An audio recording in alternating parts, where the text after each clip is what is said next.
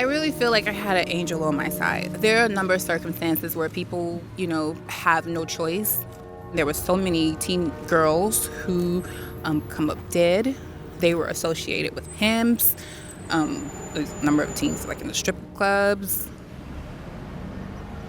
There's a lot that can happen in areas of poverty where people just take advantage of the vulnerable folks. I always told myself that I would have to study so that I could stay up on my skill, because when I became 18, I wanted to continue with school, so that was just always a plan I had in the back of my mind.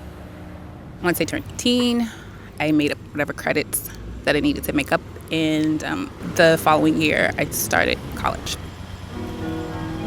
I felt like I was in a twilight zone because there were students who, had come from home and they had families that would send them money, I guess, and they didn't have to worry about how they were getting through school. So all they needed to do was study, and I was working full time and trying to figure out my housing.